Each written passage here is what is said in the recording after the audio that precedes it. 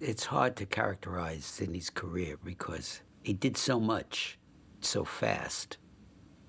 Like most directors, he was great when he had a great script.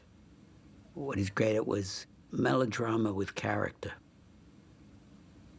I think a lot of that came out of the Yiddish theater, which specialized in melodrama and a lot of geschraying and two people in a room yelling at each other.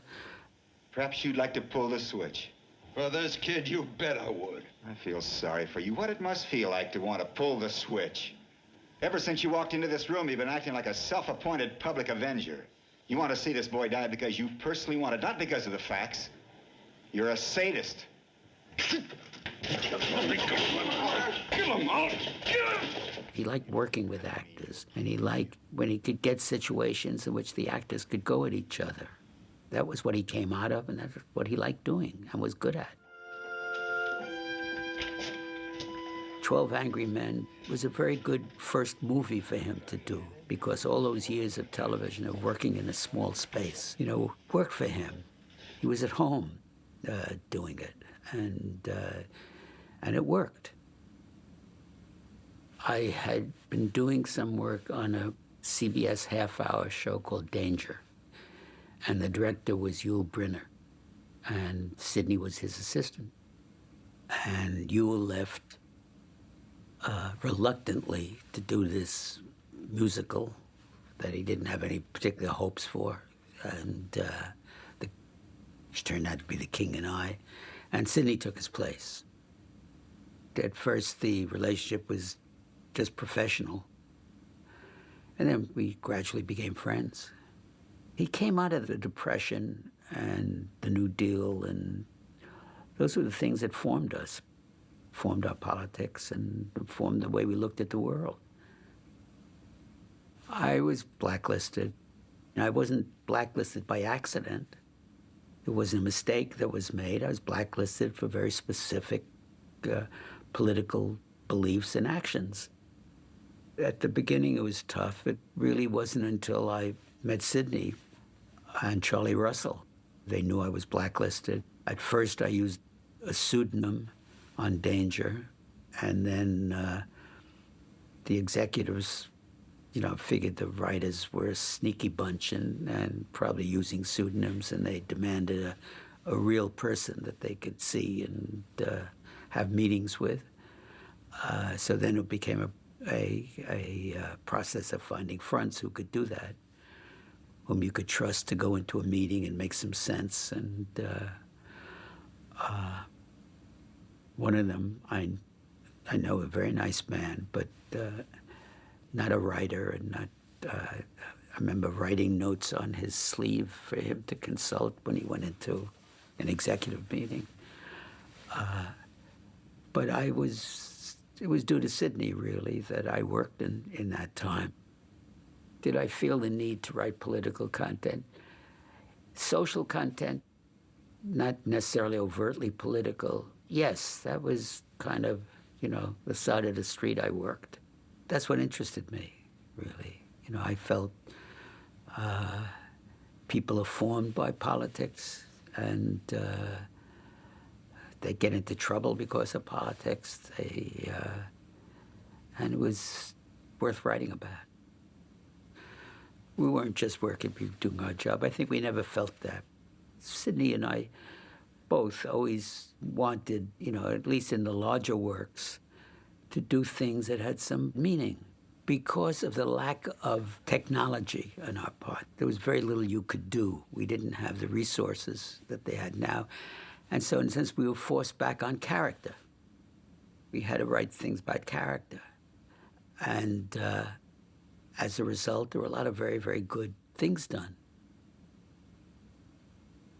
You Are There was a very happy circumstance for us. And it was written, almost all of it, by 3 blacklisted writers of a particular political bent. Myself, Abraham Polanski, and Arnold Manoff.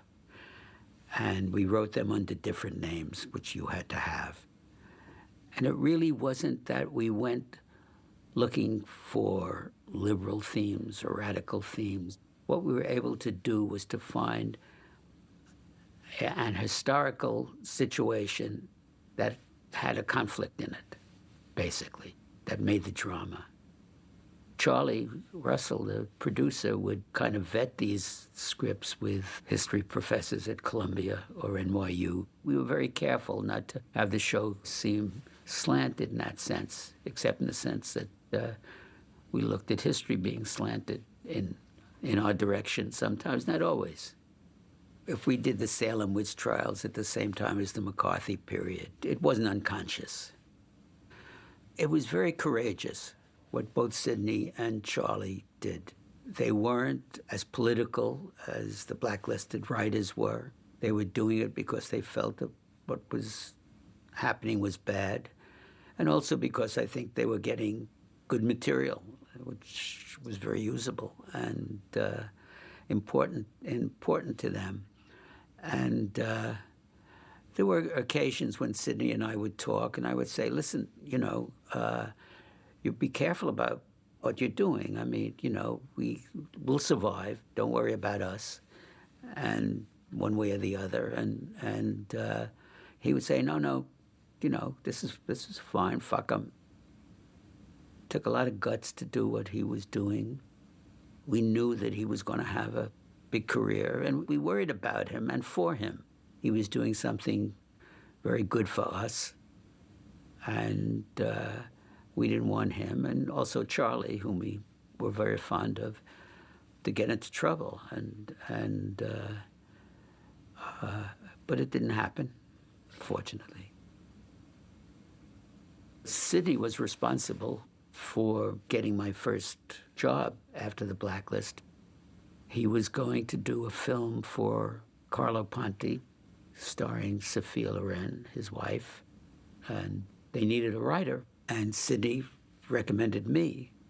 And in the middle of writing the script, the House Committee on Un-American Activities held a session in New York. And the agent called and said, Paramount called and they're not doing the deal. There's a subpoena out for you. And I said, oh, thank you very much. And I packed my bag and went on the lam. We had a meeting with Ponti and an interpreter. He didn't speak English very well then. And I brought my lawyer. And my lawyer explained my position, which was that I was not going to go testify and give names. And Ponti listened, and then he rattled off a long stream of Italian. And the interpreter turned to us and said, Mr. Ponti would like to know who has to be fixed and for how much. It ended okay for me, and I continued to work for Ponti. Sidney had made it possible. In the movie business, what the people in power are saying to the talent is, how far can we push you? What's your bottom line? And I think Sidney had that. I know that he had offers of big jobs that he wouldn't take because they violated something in him that he felt he couldn't do. He had a bottom line. I mean, he stood for something. Even though he and I might argue politically about certain issues or something like that, I knew that he was coming from some place that was important to him, that meant something, and that he wouldn't see violated.